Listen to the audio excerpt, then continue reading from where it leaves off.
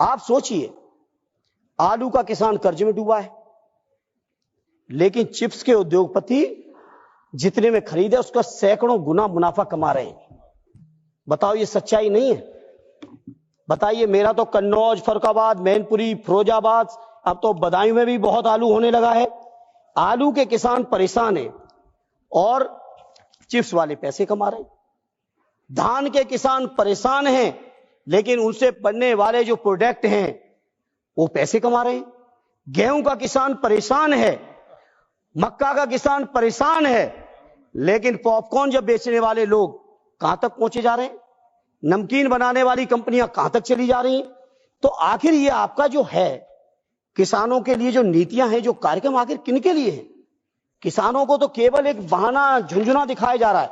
इसलिए आज सभापति जी, बहुत महत्वपूर्ण चर्चा, और इस चर्चा के माध्यम से मैं देश के किसानों से कहना चाहता हूं कि ये भारतीय जनता पार्टी के लोग हर हालत में किसानों की उपज, किसानों की जमीनों पर इनकी नियत है, जमीनों पर नियत है। सभापति जी, सरकारी बैंकें प्राइवेट की जा रही हैं, उन प्राइवेट बैंकों से किसानों को कर्ज, और उसका भविष्य ये होने जा रहा है कि किसानों की जमीनें भी कुछ चुनिंदा बैंकों और उद्योगपतियों के हाथों में होंगी, इससे ज्यादा कुछ नहीं होगा।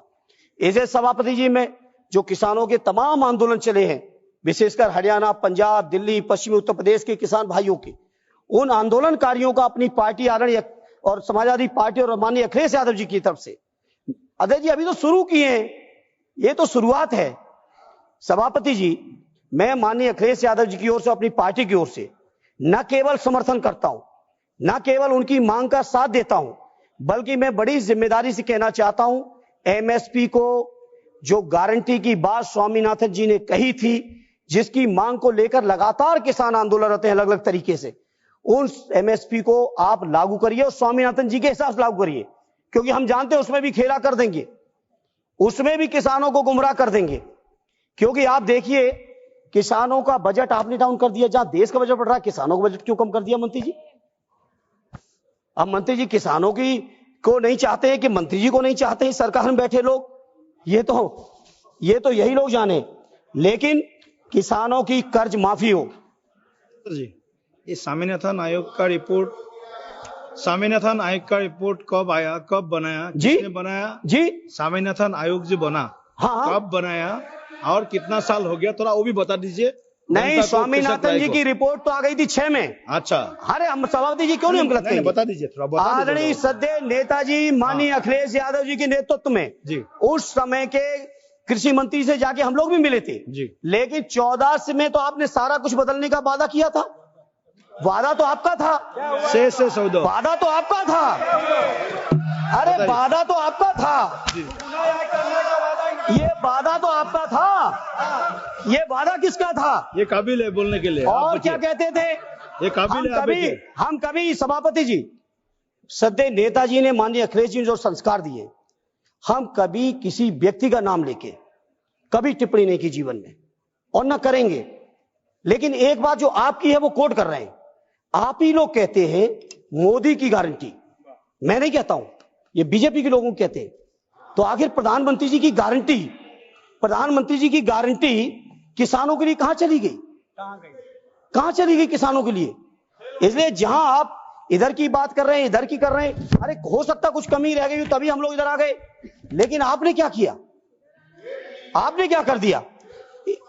इसलिए सभापति जी, मेरा आपसे प्रार्थना है, गन्ने किसानों का सवाल है, बड़े देश के अंदर सबसे बड़ा प्रांत उत्तर प्रदेश बन चुका है गन्ने उत्पादन का, महाराष्ट्र को भी अब पीछे छोड़ दिया। गन्ना उत्पादन के मामले में हमारे राष्ट्रीय अध्यक्ष आदरणीय अखिलेश जी जब मुख्यमंत्री थे तो 5 साल के कार्यकाल में 90 रुपए गन्ने का समर्थन मूल्य बढ़ाया था।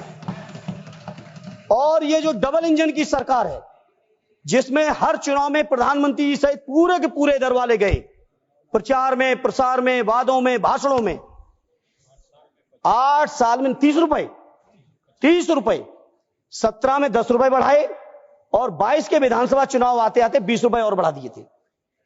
8 साल में केवल 30 रुपए गन्ने का समर्थन मूल्य बढ़ाया।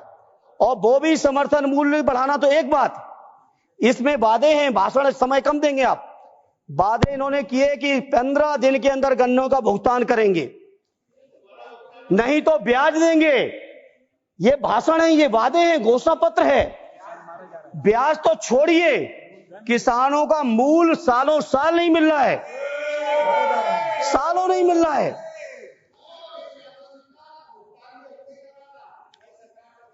अरे जब खजाना तुम पे पहुंच गया, भुगतान कौन करेगा? ये कौन सी बात होती है? वित्तीय वर्ष खत्म हो गया था भाई, 15 मार्च को जब कार्यकाल खत्म हुआ तो भुगतान कौन करेगा?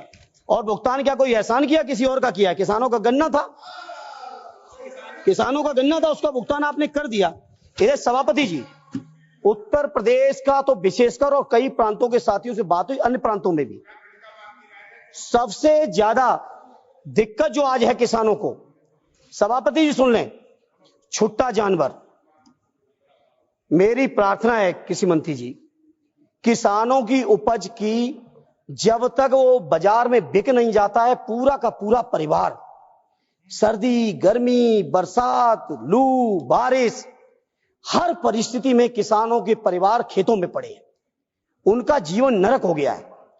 इसे सभापति जी आपके माध्यम से मंत्री जी से, सरकार से कहूंगा, एक स्थायी और ढंग से इंतजाम निकालिए। प्रधानमंत्री जी के आप चुनावी भाषण सुनिए, और पता नहीं सरकार में बैठे लोग क्या है कि प्रधानमंत्री जी की भी नहीं सुनना चाहते, प्रधानमंत्री की भी नहीं सुनना चाहते, प्रधानमंत्री की भी नहीं सुनना चाहते आप लोग। केवल धर्म के नाम पर मंदिर, मस्जिद, हिंदू मुसलमान नफरत फैला के, आपको अगर लग रहा है, केवल लग रहा है कि इस तरह से जनता का विश्वास जीत लोगे, तो देश का जनमानस, देश का किसान जाग चुका है।